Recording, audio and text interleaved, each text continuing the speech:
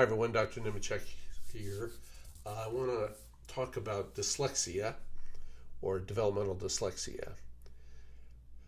So dyslexia is where the brain has trouble processing written language. And so you have trouble learning new words, spelling words, difficulty rhyming. Sometimes you can't tell letters apart if they're kind of the same shape. People don't want to read. Slows down talking, things like that. So pretty big deal.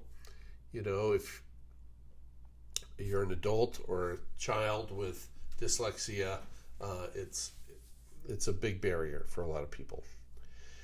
So starting about 20 years ago, when we were starting to treat adults, one of the things I noted that people wouldn't tell me, adults in particular wouldn't tell me if they had dyslexia, because they were kind of told it was a wiring thing, kind of like you're left-handed, and so people don't report that to me.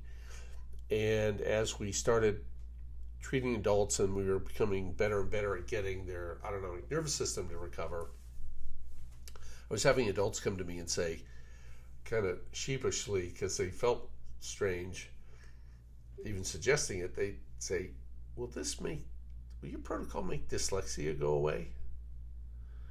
And we had a whole bunch of people where it went away. And so that was interesting. And then, it was about 10 years ago, we started working also with children. And, if your kid has dyslexia, protocol will reverse it. I don't think I've had a case where it didn't. And it can take a little while. It's not going to happen in like a month. But it is reversible. And, again, all you got to do is get that inflammation down low enough in the brain, and the brain's going to fix it. Okay? And so, our protocol is balancing the gut. We use inulin with the kids. We use rifaximin with the adults. We give everybody now a little glutamine for 6-12 weeks, just because of the background risk of COVID causing some damage.